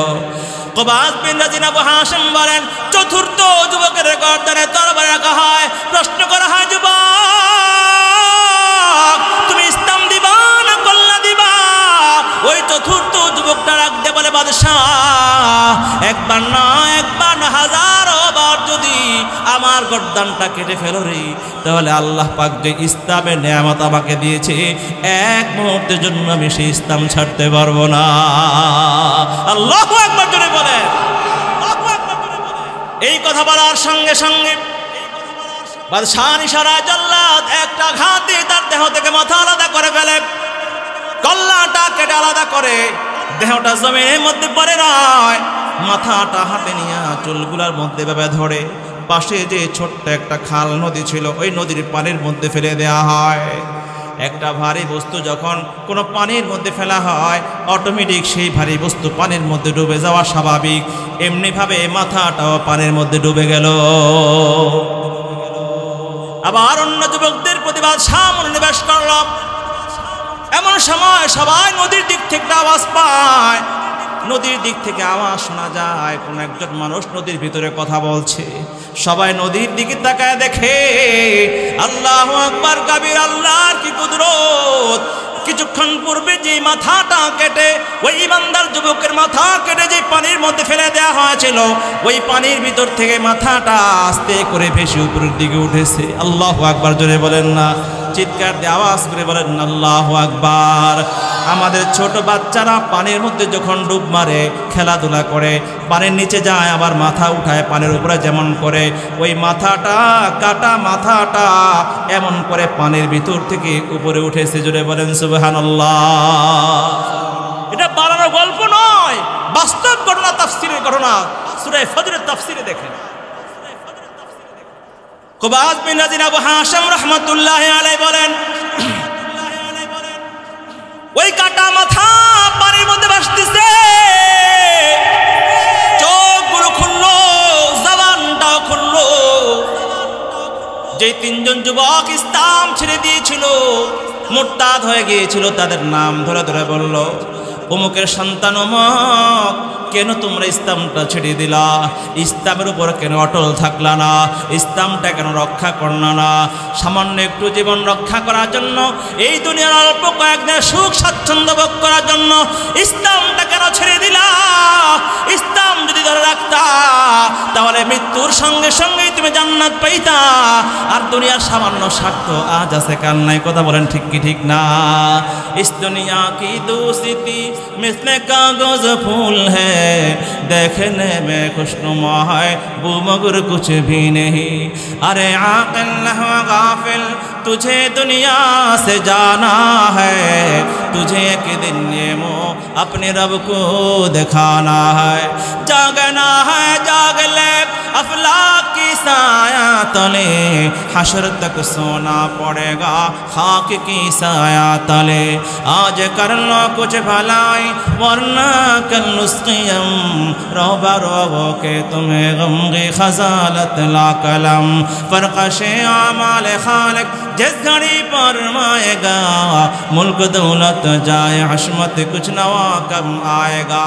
कुछ काम ना आएगा वहाँ हर एक जुदा हो जाएगा, बल्कि हर एक उज़्ब दुश्मन जान का हो जाएगा।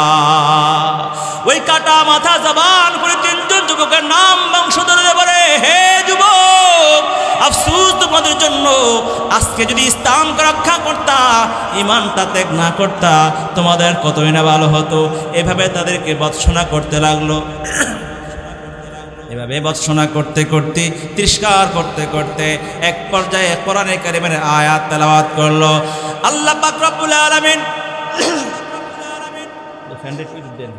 মাইকটা সাউন্ডটা নষ্ট হয়ে গেছে, প্রথম যেমন ছিল।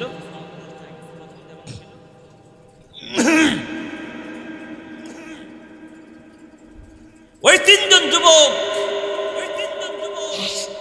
নাম ধরে ধরে বর্ণনা করার পরে ওই কাটা মাথায় কথা বলছে জবান খুলে। আল্লাহু আকবার বলেন না? প্রশ্ন আসতে পারে, কাটা মাথা কিভাবে কথা বলে? আগেই তো দলিল বললাম, আল্লাহ পাক নির্দেশ দিলেই তখন বলে। কথা বলেন ঠিক কিনা? আল্লাহ পাক রব্বুল আলামিন নির্দেশ দিয়েছেন, হে কাটা মাথা কথা বলো। আল্লাহ যখন বলছেন কথা বলো, তখন কথা বলতে শুরু করেছে। আল্লাহু আকবার জোরে বলেন। আল্লাহ পাক পারে না এমন কিছু নাই। ওই কাটা মাথা জবান খুলে কথা বলছে। কোরআনে কারিমে আল্লাহ পাক আয়াত তেলাওয়াত করতে লাগলো। সূরা ফজরের শেষের দিকে আল্লাহ পাক রব্বুল আলামিন বলেছেন, ইয়া আইয়াতুহান নাফসুল মুতমাইন্না ইরজিই ইলা রাব্বিকি রাদিয়াতাম মারদিয়া ফাদখুলি ফি ইবাদি ওয়াদখুলি জান্নতি। আল্লাহ তাআলা বলেন, ইয়া আইয়াতুহান নাফসুল মুতমাইন্না, হে প্রশান্ত হৃদয়, প্রশান্ত আত্মা, ঈমানের উপরে, ইসলামের উপরে অটল অবিচল নফস, আয় আয় আয় আমার খাঁটি মুহাব্বতের বান্দাদের অন্তর্ভুক্ত হও, আমার সন্তুষ্টিতে আসো। আমিও তোমাদের উপর সন্তুষ্ট, তোমরা আমার উপর সন্তুষ্ট। আয় আমার জান্নাতে প্রবেশ করো, আমার খাঁটি গোলামদের অন্তর্ভুক্ত হও। সুবহানাল্লাহ। ওই কাটা মাথা জবান খুলে আল্লাহ তাআলাকে ডেকে বলছেন। আল্লাহ পাক রব্বুল কারীমের এই আয়াত তেলাওয়াত করা শোনাইলেন। ওই তিনজন যুবক এই দৃশ্য যখন নিজের চোখে দেখলো, কথা শুনলো। শুধু তাই নয়, সেখানে উপস্থিত হাজারো খ্রিস্টানরাও যখন এই দৃশ্য দেখলো, সঙ্গে সঙ্গে ওই মোরতাদ তিনজন যুবক আবার নতুন করে কালিমা পড়ে মুসলমান হয়ে যায়। আল্লাহু আকবার বলেন। নতুন করে আবার তারা মুসলমান হয়ে যায়। শুধু তাই নয়, সেখানে উপস্থিত হাজারো খ্রিস্টান ইসলাম গ্রহণ করে কালিমা শাহাদাত পড়ে তারাও ইসলাম গ্রহণ করে। সুবহানাল্লাহ। ও মুসলমান বন্ধুরা আমার, ও মুসলমান বন্ধু, বাদশাহ যখন দেখলো কয়েকজন মুসলমানদেরকে দমন করতে গিয়া তার রাষ্ট্রের হাজার খ্রিস্টান মুসলমান হয়ে গেছে, এটা আল্লাহ পাকের কোরআনের মুজিজা, ইসলাম এবং মুসলমানদের ত্যাগের মুজিজা। যেখানে ইসলামকে প্রতিহত করা হবে সেখানে ইসলাম জিন্দা হয়, যেখানে মুসলমানদের রক্ত ঝরে সেখানে ইসলাম জিন্দা হয়। কথা বলেন ঠিক কিনা? মুসলমানদেরকে যতই দমায় রাখতে চাওয়া হয় ততই মুসলমান ততই সামনে অগ্রসর হয়। জোরে বলেন ঠিক কিনা? নানা চক্রান্ত করে ষড়যন্ত্র করে তোমরা যতই পরিকল্পনা করো বাংলার জমিন থেকে ইসলাম এবং মুসলমানদেরকে নিশ্চিহ্ন করে দেওয়ার জন্য, ওলামায়ে কেরামদেরকে তোমরা নিশ্চিহ্ন করে দেওয়ার জন্য পারবা না, কশিনকালও পারবা না। যেখানে বাধা হবে সেখানে ইসলাম আরো বেশি অগ্রসর হবে। জোরে বলেন ঠিক কিনা? এই তিনজন যুবক যখন মুসলমান হয়ে গেল, আর অনেকগুলো খ্রিস্টান যখন মুসলমান হয়ে যায়, জালেম বাদশাহ সবগুলা মুসলমানদেরকে আবার বন্দি করে জেলখানায় পাঠায়। খলিফা আবু জাফর মানসুর কেউ বলেছেন মুক্তিপণ দিয়ে মুসলমানদেরকে উদ্ধার করে, আবার কেউ কেউ লিখেছেন ওই খ্রিস্টান রাষ্ট্র আক্রমণ করে তাকে পরাজিত করে মুসলমানদেরকে জেলখানা থেকে মুক্ত করে। ও মুসলমান বন্ধু, ঘটনা বলা উদ্দেশ্য হলো তারা এত ছিল সত্যিকারে ইমানদার মুসলমান, তাদের নফস ছিল ইমানের উপর অটল অবিচল। দুনিয়ার স্বার্থ তো দূরের কথা, গল্লা কেটে ফেললো, ইসলাম ছাড়তে তারা রাজি ছিল না। ঠিক কিনা জুড়ে বলেন না? আজকে দুনিয়ার সামান্য স্বার্থের কাছে আমরা ইসলামকে বিক্রি করে দেই। কথা বলেন ঠিক কিনা? দুনিয়া সামান্য লোভের কাছে, ক্ষমতার লোভ, পদের লোভ, সম্পদের লোভ, দোকানের লোভ, জায়গা জমির লোভ, টাকা পয়সার লোভের কাছে আজকে আমরা নীতি নৈতিকতাকে বিসর্জন দিয়ে দিই। বালাম ইবনে বাউরা যখন কি গ্রহণ করলো, ওই হাদিয়া গ্রহণ করলো, মনে আসেনি কথা? বালাম ইবনে বাউরা যখন হাদিয়া গ্রহণ করলো, হাদিয়া গ্রহণ করার পরে আবার তার সম্প্রদায়ের লোকজন আবার বলছে, বালাম পয়গম্বর মুসার বিরুদ্ধে একটু বদদুয়া করো না। তখন বালাম বলে, প্রথমবার বলেছিল নিষেধ করে ফিরিয়ে দিয়েছিল, এবার বলছে আমি একটু ইস্তেখারা করে দেখি আল্লাহ তাআলা কি বলে। কারণ ইস্তেখারা করার পরে মন যেদিকে ঝুঁকবে সেটাই আল্লাহর ফয়সালা। দেখি এই সম্পর্কে আল্লাহ পাকের কি নির্দেশনা। এই চিন্তা করে বালাম ইবনে বাউরা ইস্তেখারা করল। ইস্তেখারা করার পরে প্রথমবার ইস্তেখারা করেছিল হাদিয়া গ্রহণ করার পূর্বে, এসে বলেছিল আল্লাহর পক্ষ থেকে নিষেধ করা হয় এসে যেন বদদুয়া না করা হয়।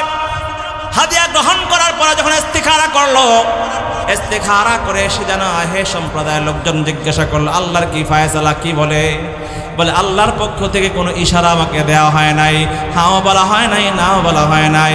সম্প্রদায়ের লোকজন এই সুযোগে বলতে লাগলো, হে বালাম প্রথমবার যখন তুমি আল্লাহর সঙ্গে মশওয়ারা করেছ, আল্লাহ তাআলা তোমাকে নিষেধ করেছে বদদুয়া করতে, কিন্তু এখন যেহেতু কিছুই বলা হয় নাই, এর দ্বারা বোঝা যায় বদদুয়া করতে আল্লাহ তাআলা অপছন্দ করে না। আল্লাহর পক্ষ থেকে বাধা নাই, কি নাই যদি বলেন? আল্লাহর পক্ষ থেকে বাধা নাই, অতএব তুই বদদুয়া করতে পারো। একদিকে মোটা অঙ্কের হাদিয়া, টাকা পয়সা, ধন দৌলত, অন্যদিকে আল্লাহর পক্ষ থেকে কোনো কিছু বলা হয় নাই। আবার উপর্যুপরি তার সম্প্রদায়ের লোকজনদের ফিরাফিরি এক পর্যায়ে বালাম রাজি হয়ে গেল।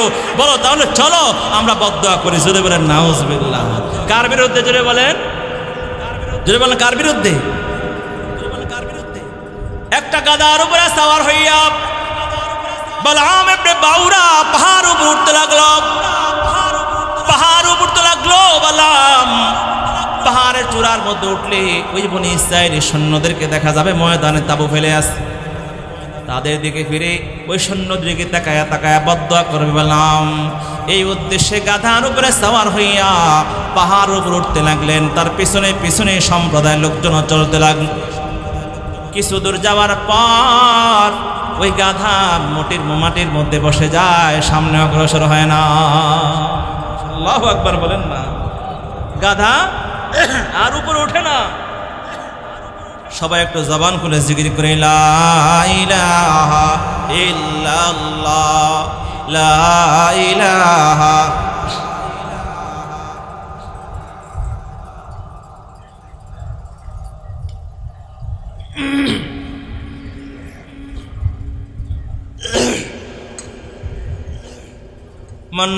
मन्नमी गोयम अनल हक यारे में गोयद बगो जो नमी गोयम मुरादिल दारे में गोयद बगो ला इलाहा इल्लल्लाह, ला इलाहा।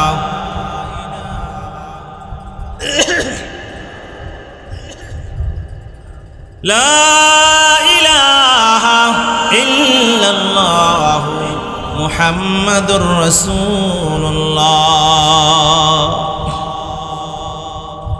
मुसलमान बंधुरा আমার,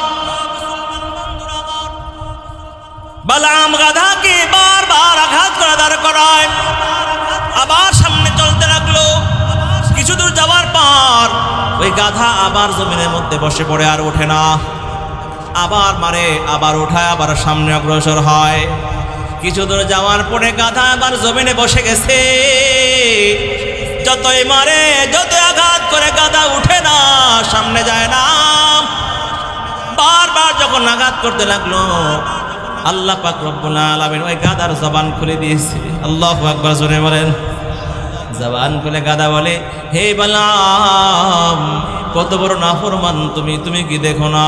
তুমি পয়গাম্বর মুসার বিরুদ্ধে, আল্লাহর বিরুদ্ধে বদদুয়া করতে যাচ্ছ, হকপন্থীর বিরুদ্ধে চক্রান্ত করতে যাচ্ছ। তুমি কি দেখো না আমার সামনে আল্লাহর ফেরেশতারা বারবার আমাকে ফিরাই দিচ্ছে, আমি কেমন করে সামনে অগ্রসর হই? এই কথা বলার পর আল্লাহ পাক রব্বুল আলামিন যখন কারো অন্তরে মোহর মেরে দেয়, হক থেকে বিচ্যুত করে গোমরা করে দেয়, তাকে কেউ রক্ষা করতে পারে না।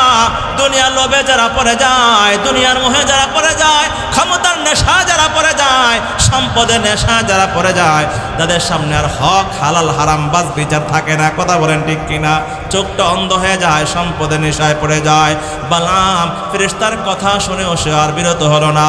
এবার সে গাধার কথা না শুনে সামনে অগ্রসর হলো। সামনে অগ্রসর হয়ে গাধাকে ছেড়ে দিয়ে হেঁটে হেঁটে পাহাড়ের চূড়ায় উঠলো।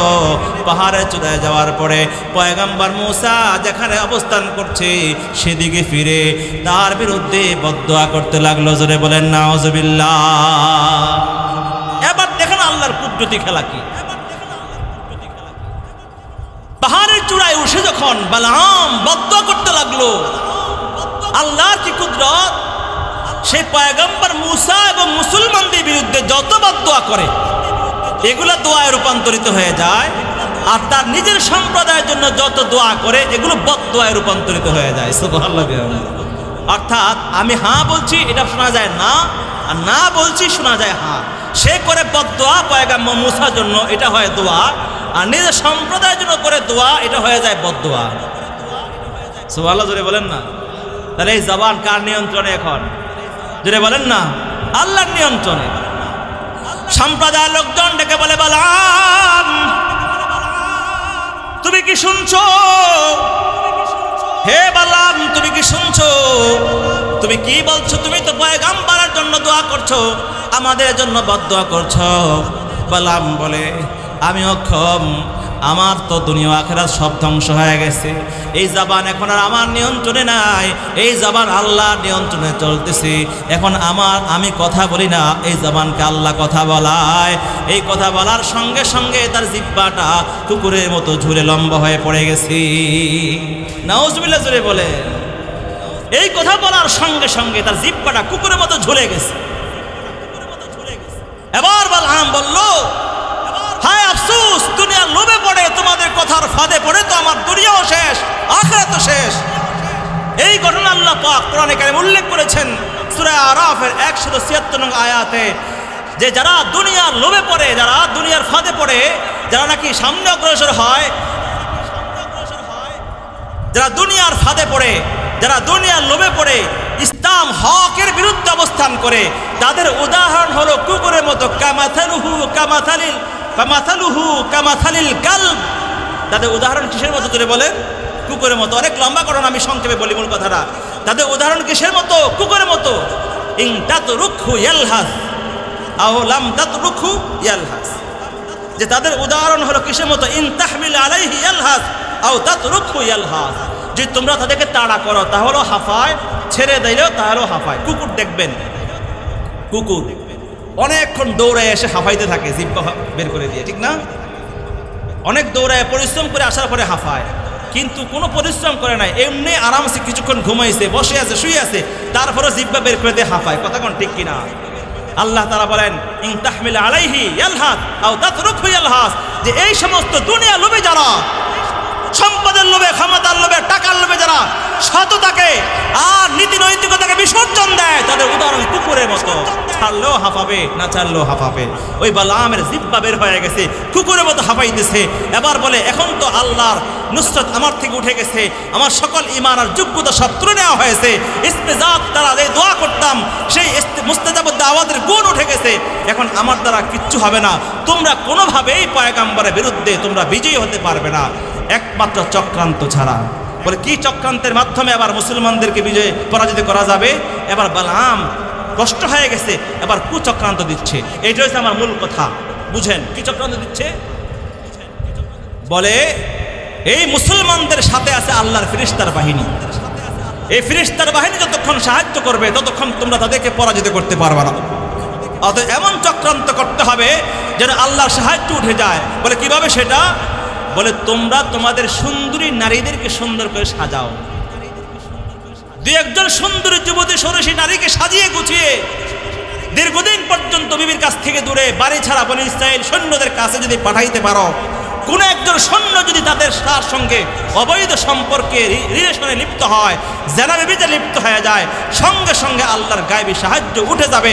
তখন তারা কোনোভাবেই তোমাদের সঙ্গে বিজয় অর্জন করতে পারবে না। নাউজুবিল্লাহ জোরে বলে। এই চক্রান্তটা ভালো করে বোঝার চেষ্টা করবেন। বর্তমান যুগ নয়, শুধু রাসূল করিম সাল্লাল্লাহু আলাইহি ওয়াসাল্লামের যুগ থেকেই মুসলমানদের বিরুদ্ধে এই ফর্মুলা প্রয়োগ করা হচ্ছে। সাহাবায়ে কেরামদের যুগেও হয়েছে, তাবিঈদের যুগে হয়েছে, তবে তাবিঈ খোলাফায়ে রাশিদিন সহ বিগত যতগুলো খেলাফত কায়েম হয়েছে, ইসলামে যতগুলো হুকুমত ছিল, প্রত্যেকটা যুগে যুগে ইহুদি খ্রিস্টানরা তাদের সুন্দরী নারীদেরকে মুসলমানদের প্রেমে ফেলার জন্য, ফাঁদে ফেলার জন্য চক্রান্ত করে তাদের চরিত্র নষ্ট করার পায়তারা করেছিল, যাতে করে মুসলমানদের নীতি নৈতিকতার দিক থেকে চরিত্রহীন হয়ে যায় আর তাদের সঙ্গে আল্লাহর নুসরত না থাকে। এই জন্য আপনি বর্তমান বিশ্বের যতগুলো মুসলিম কান্ট্রি আছে তাদের যুবরাজগুলো এবং তাদের প্রধানগুলোর ঘরের ভিতরে গিয়ে দেখবেন কোনো না কোনোভাবে কোনো খ্রিস্টান অথবা ইহুদি নারী বসবাস করছে। কথা বলেন ঠিক কিনা? এটা শুধু আরবের কথা বলছি না, আমাদের বাংলাদেশেও কথা কয় না।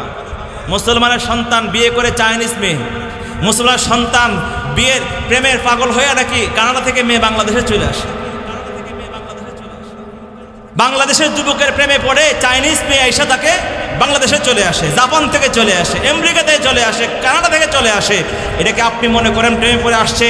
এর পিছনে কি সূক্ষ্ম চক্রান্ত আছে? বাংলাদেশে মুসলমান বোঝো না, এগুলা বাংলাদেশে বউ হয়ে আসছে আর বাংলাদেশের মুসলমানদের সন্তানদের ঘরে আমেরিকান বীজ দিচ্ছে, বেঈমানের বীজ দিচ্ছে, এনজিও মিশন বাস্তবায়ন করে বাংলাদেশটাকে অস্থিতিশীল করে ইসলাম এবং মুসলমানদের নাম চিহ্নকে মুছে দেওয়ার পায়তারা করছে।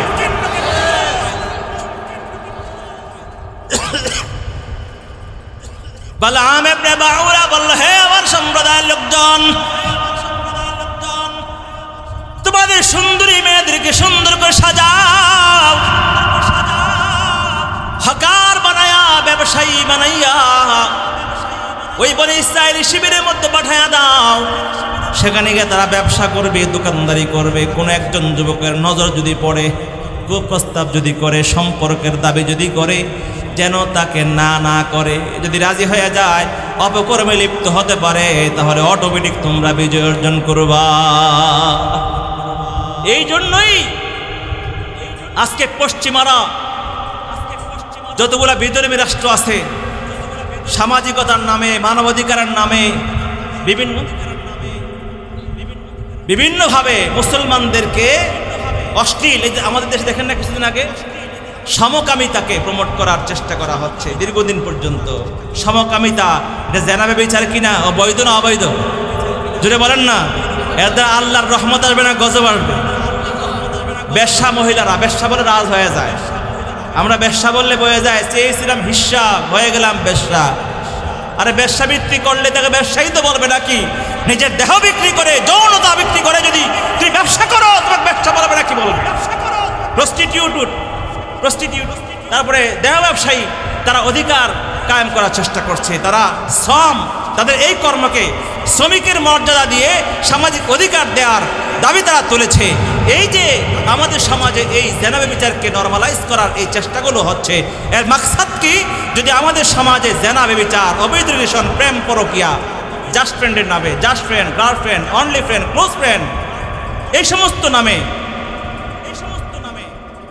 ফ্রেন্ডশিপ, সিচুয়েশনশিপ, কত শিপ জানি এখন বেরোইছে, এই সমস্ত নাম দিয়া এই ছেলে মেয়েদের মধ্যে অবাধ মেলামেশার যে বিষয়টা আমাদের সমাজে নরমালাইজ করার চেষ্টা করা হচ্ছে, এর মূল কাজটাই হলো মুসলমানদের নীতি নৈতিকতাকে ধ্বংস করে দিয়ে অশ্লীল সমাজ কায়েম করা, যারা সমাজকে ভরপুর করা, যাতে করে এই মুসলমান ভবিষ্যতে তাদের বিরুদ্ধে মাথা তুলে দাঁড়াতে না পারে। বালাম ইবনে বাউরা বলল, পাঠাই দেয় মেয়েদেরকে। কয়েকজন মেয়েকে পাঠাই দিছে। এর মধ্যে একটা নাম ছিল কাশতি। এই কাশতি নামক মেয়েটা যখন বনী ইসরাইলের সৈন্যদের মাঝে চলতেছিল, তখন জামরি বিন শালুম নামক একজন বনী ইসরাইলের দলপতি, তার নজর পড়ছে এই মেয়ের দিকে। পাওয়ার পরে তার হাত ধরছে, তাকে প্রস্তাব করছে, তুমি রাজি হও, আমি তোমার সঙ্গে থাকতে চাই। তখন ওই মেয়ে রাজি হয়ে ওই পুরুষের সঙ্গে চলে গেল তাবর ভিতরে। নাউজুবিল্লাহ জোরে বলে। কাশতি নামক যুবতী নারী যখন জামরি বিন শালুমের সঙ্গে তাবর ভিতরে চলে গেল, উভয় নারী পুরুষ যখন জিনার মধ্যে লিপ্ত হয়ে যায়, সঙ্গে সঙ্গে আল্লাহ পাক রব্বুল আলামিন নারাজ হয়ে যায়। আল্লাহ পাকের যে গায়বী সাহায্য, এই সাহায্যের সঙ্গে সঙ্গে উঠে গেল, ফেরেশতারা চলে গেল। আল্লাহ পাক রব্বুল আলামিন আসমান থেকে মহামারী নাজিল করে দিলেন। 1 ঘন্টার ভিতরে প্রায় 70,000 বনী ইসরাইলের সৈন্য মুজাহিদ ওই মহামারীতে মৃত্যুবরণ করে। জোরে বলেন নাউজুবিল্লাহ। সেনাবাহিনীর কমান্ডার ছিলেন ফায়হার বিন গায়জার, একটু দূরে ছিলেন। তিনি যখন এসে এই অবস্থা দেখলেন, বলেন এই অবস্থা কেমন করে, হঠাৎ করে মহামারী কোত্থেকে আসলো? বলে জামরি একটা বেগা নারীকে নিয়ে জেনার মধ্যে লিপ্ত হয়েছে তাবুর ভিতরে। এরপর থেকেই আসমান থেকে গজব নাজিল হয়েছে। নাউজুবিল্লাহ জোরে বলেন। সূরা ইবনে মাজার 4019 একটা হাদিস, ওই হাদিসের লম্বা একটা বর্ণনা। আল্লাহ রাসূল সাল্লাল্লাহু আলাইহি ওয়াসাল্লাম বলেছেন যে কিয়ামতের পূর্বে আল্লাহ রাসূল বলেন, ইয়া মা'শারাশ শাবাব, আল্লাহ রাসূল বলেন ইয়া মা'শারাল মুহাজিরিন খামসুন ইযা তুরিতুম বিহিন্না ওয়া আউযু বিল্লাহি আল্লা তুদরিকুহুন্না, যে 5টা অপরাধ থেকে তোমরা নিজেকে রক্ষা করো, কারণ যেই 5টা অপরাধের জন্য আমার ভয় হয় আল্লাহ আসমানে গজব দিবে, তবে আমি আল্লাহকে দোয়া করি যেন না দেয়া হয়। তাহলে যেই 5টা অপরাধের জন্য নগদ আল্লাহর আসমানে গজব আসে, এর মধ্যে 1 নম্বর হলো যখন সমাজে অশ্লীলতা, বেহায়াপনা, জিনা ব্যভিচার ব্যাপক ধারণ করে। নাউজুবিল্লাহ জোরে বলেন। আল্লাহ নবী সাল্লাল্লাহু আলাইহি ওয়াসাল্লাম বলেন, لم تظهر الفاحشة في قوم قط حتى يعلنوا بها إلا فشا فيهم الطاعون والأوجاع التي لم تكن مضت في أسلافهم الذين مضوا। কোন সম্প্রদায়ের নারী পুরুষরা যখন প্রকাশ্যে অবাধে মেলামেশা শুরু করে দেয়, আল্লাহ তাআলা ওই জমিনের মধ্যে আসমান থেকে নতুন নতুন রোগ ব্যাধি মহামারী নাজিল করে। নাউজুবিল্লাহ। জামরি যখন ওই নারীর সঙ্গে জিনার মধ্যে লিপ্ত হয়ে গেল, এরপর থেকে আল্লাহ গজব নাজিল করে, হে সেনাপতি 70,000 সৈন্য এই মুহূর্তে শাহাদাত বরণ করেছে। ওই সেনাপতি বিশাল বড় একটা বর্ষা নিয়া সুটামদের অধিকারী অনেক বড় দেহের মালিক ছিলেন। ওই জামরির তাবুর মধ্যে গেলেন। জামরির তাবুর মধ্যে গিয়া দেখলেন উভয় জেলার মধ্যে লিপ্ত একে একজনের উপরে উপর দিক থেকে এমনভাবে বর্ষা নিক্ষেপ করে ওই দুইজনকে একসাথে বর্ষার মধ্যে বিদ্ধ করে তাদেরকে মাথার উপরে তুলে যখন তাবু থেকে বের হয়, এই অবস্থায় তাবুর ভিতর থেকে বের হয়ে এসে সবাই সম্মিলিত হয়ে কান্নাকাটি করে তওবা করে আল্লাহ পাক রব্বুল আলামিনের কাছে যখন দোয়া করে তওবা করে, রব্বুল আলামিন আমরা অন্যায় করেছি, গুনাহ করেছি, আল্লাহ তোমার যে বান্দা জানা করেছে যাদের জন্য আল্লাহ তুমি নারাজ হইয়া আসমানে গজব দিয়েছো মালিক, আল্লাহ তোমার সামনে তাদেরকে আমরা শাস্তি দিয়ে হত্যা করে ফেলেছি গো আল্লাহ, এবার মেহেরবানি করে আল্লাহ আমাদেরকে তুমি ক্ষমা করো, আসমানে সাহায্য করো। এভাবে কান্নাকাটি তওবা করার পরে আল্লাহ তাআলা গজব উঠাইছে। ও মুসলমান বন্ধু, ঘটনা বলা উদ্দেশ্য হলো একজন যদি আল্লাহ আসমানে সাহায্য তুলে নিয়ে যায়, বনি ইসরাইল হওয়ার কারণে আল্লাহ পাক আসমানে গজব দুনিয়া নগদ দিয়ে আল্লাহ তাআলা দেখাইছে। কিন্তু আমরা এই জামানার উম্মত, আমরা শেষ জামানা উম্মত, বিশ্বনবী দোয়া করেছে আল্লাহ আমার উম্মতকে আপনি যা কিছু করার পরকালে করবেন, দুনিয়াতে আসমানে গজব দিয়ে ধ্বংস করে দিন না। আল্লাহ নবীর দোয়ার বরকতে আমরা যদিও ধ্বংস হই না, কিন্তু আমাদের ব্যভিচারের কারণে, জেনার কারণে, অবাধ মেলামেশার কারণে, এই প্রেম পরকীয়ার কারণে, এভাবে অশ্লীল ভিডিও ছড়াছড়ির কারণে আল্লাহ পাক রব্বুল আলামিন আমাদের উপর থেকে সাহায্য তুলে নিয়েছে। ঠিক কিনা জোরে বলে? এই জন্য আমাদের সমাজে শান্তি নাই। কুন্দল আর কুন্দল, আলেমেরা মারামারি, দলে দলে মারামারি, পরিবারে পরিবারে মারামারি, ছেলে সন্তান ভাই ভাই সব জায়গায় কুন্দল আর কুন্দল। এই প্রত্যেকটা এই সমাজের অসঙ্গতির কারণ হচ্ছে আমাদের একটা একটা অপরাধ। আমি সময় পাইলে বলতাম, সময় শেষ, অনেক লম্বা সময় হয়ে গেছে। সুনান ইবনে মাজার 4019 নং হাদিসের মধ্যে আর 5টি অপরাধের কথা বলছেন যে আল্লাহ পাক এই সমাজে এই যে আমাদের হারাহারি মারামারি, এই যে অনৈক্য, এগুলোর কারণে আমাদের অপরাধ, আমাদের পাপ। আল্লাহ পাক যে আমাদের বরকত উঠাই নিচ্ছেন, এটা আমাদের পাপের কারণে। আল্লাহ পাক আমাদেরকে রোগ ব্যাধি দিচ্ছেন, নতুন নতুন রোগ ব্যাধি যার কোনো চিকিৎসা নাই, এগুলো আমাদের পাপের কারণে। আল্লাহ পাক সাহায্য তুলে নিয়েছেন। বেঈমানরা অল্প কোটা কয়েক মাত্র, সংখ্যাগরিষ্ঠ কিছু বেঈমান, আজকে সংখ্যালঘু কিছু মুসলমান বেঈমান আজকে সংখ্যাগরিষ্ঠ মুসলিম জাতির উপরে নেতৃত্ব দিচ্ছে। এটাও কিন্তু আল্লাহ পাক রব্বুল আলামিনের গজব আমাদের উপরে। আমাদের ভিনদেশী আক্রমণের শিকার হচ্ছি। ইন্ডিয়া কিছুটা আমাদের মাতবরি করে, চায়না মাতবরি করে, আমেরিকা মাতবরি করে, ইউরোপ মাতবরি করে। আমরা তাদের কূটনৈতিক আগ্রাসনের শিকার, আমরা সশস্ত্র আগ্রাসনের শিকার, আমরা অর্থনৈতিক আগ্রাসনের শিকার, সাংস্কৃতিক আগ্রাসনের শিকার। এর মূল কারণ হলো আমাদের অপরাধ। আল্লাহ তাআলা বলেন দুনিয়ার জমিনে যা কিছু হয় এই সব কিছু আমাদের অপরাধের জন্য ঘটে। জাহারাল ফাসাদ ফিল বাররি ওয়াল বাহরি বিমা কাসাবাত আইদিন নাস, সূরা রুমের আয়াত নং 41। আল্লাহ তাআলা বলেছেন দুনিয়ার জমিনে জলে স্থলে যত বিপর্যয়, ফিতনার ফাসাদ হয় সব কিছু মানুষের গুনাহের কারণে। লিউযীকাহুম বা'দাল্লাযী আমিলু লাআল্লাহুম ইয়ারজিউন, তাদের কিছু অপরাধের জন্য আল্লাহ পাক শাস্তি দেয় যেন তারা ফিরে আসে। আফসোস আর দুঃখ আর কষ্ট আল্লাহর পক্ষ থেকে আসমানে গজবে আক্রান্ত হওয়ার পরেও আমরা তওবাও করি না, কান্নাও করি না, ফিরেও আসি না। কথা কন ঠিক কিনা? মুহতারাম হাজরিন, অতএব সমাজে শান্তি চাইলে, পরিবারে শান্তি চাইলে, ব্যক্তি জীবনে শান্তি চাইলে, রাষ্ট্রে শান্তি আর শৃঙ্খলা চাইলে, আল্লাহর গায়বী নুসরত সাহায্য চাইলে আমাদেরকে অপরাধ ছাড়তে হবে, গুনাহ। আমাদের নিজেকে জাহান্নাম থেকে বাঁচাবার প্র্যাকটিস করতে হবে, পরিবারের সদস্যদেরকে জাহান্নাম থেকে বাঁচাবার প্র্যাকটিস করতে হবে। এই প্র্যাকটিসের নাম হলো গুনাহ ছাড়া। যদি বলেন কি? যেটা বলেন আল্লাহর নিষেধগুলো মান্য করা, বর্জন করা, আল্লাহর নির্দেশগুলো পালন করা, রসুলের নিষেধগুলোকে বর্জন করা, আল্লাহর নবীর আদেশগুলোকে বাস্তবায়ন করা। তাহলে আল্লাহর হুকুম মতো জীবনযাপন আর আল্লাহ তাআলার নিষেধগুলোকে বর্জন করে গুনাহমুক্ত জীবনযাপন, এর মাধ্যমেই আল্লাহ তাআলা এই সমাজে শান্তি দিতে পারে। গুনাহ ছাড়বেন না, ভালো হবেন না, তাহলে কোনোভাবেই সমাজে শান্তি আশা করা যায় না। কথা বলেন ঠিক কিনা? আমার কথা শেষ। মুহতারাম হাজরিন, যাওয়ার আগে কয়েক মিনিটের মধ্যে আমি এখানে কিছু মানুষ চাই, আল্লাহ তাআলা এই যে মাদ্রাসাটা শুরুতেই বলেছি, আমাদের সন্তানগুলাকে বাঁচান। এই সন্তানগুলাকে বাঁচাবার, সন্তানগুলোর জন্য রক্ষার দুর্গ, জাহান্নাম থেকে, শয়তান থেকে রক্ষার দুর্গ হচ্ছে এই মাদ্রাসাগুলো। কথা বলেন ঠিক কি ঠিক না? জোরে বলেন না, ঠিক কিনা জোরে বলেন। আল্লাহ তাআলা বলেছেন, আল্লাহ রাসূল বলেছেন, মুরু সিবিয়ানাকুম বিসসালাতি ইযা বালাগু সাবা, সন্তানের বয়স 7 বছর হয়ে গেলে সন্তানকে নামাজের নির্দেশ করো। ওয়াদরিবুহুম আলাইহা ইযা বালাগু 10, 10 বছর হওয়ার আগে হয়ে গেলে নামাজ না পড়লে বেত্রাঘাত করো। তো 7 বছর বয়সে সন্তানকে নামাজ পড়তে বলবেন, তো এর আগে তো নামাজ শিখাইতে হবে। তো 7 বছর সন্তানকে নামাজ কই শিখায়?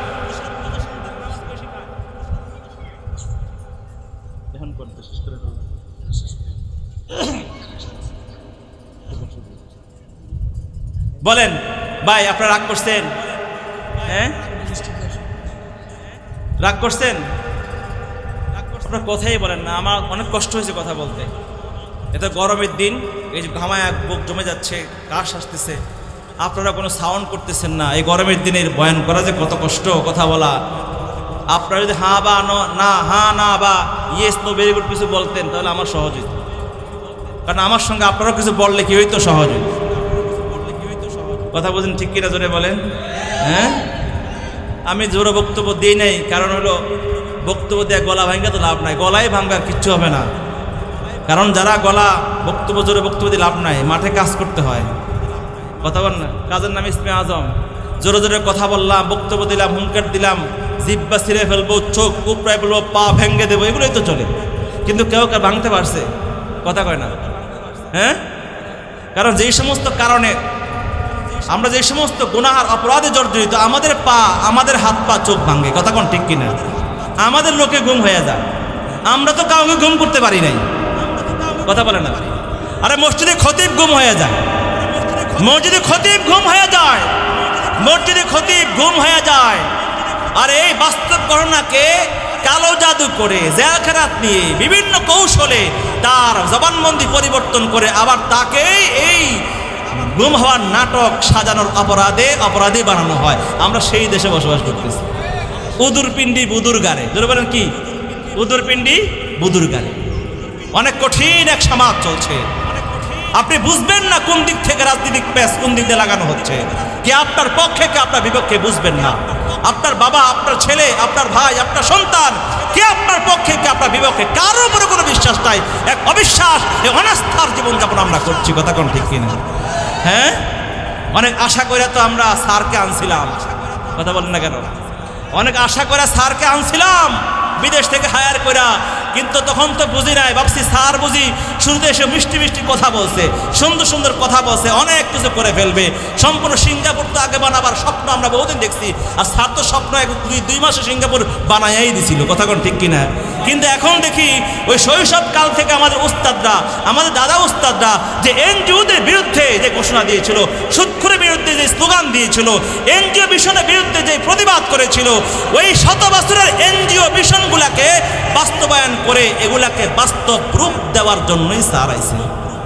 কথা কয় না? এটা বুঝেন নাই মনে হয়। বুঝতে বুঝ পাতা, না বুঝতে তেজপাতা। বুঝালো ওইটাই করতেছে দীর্ঘদিন পর্যন্ত।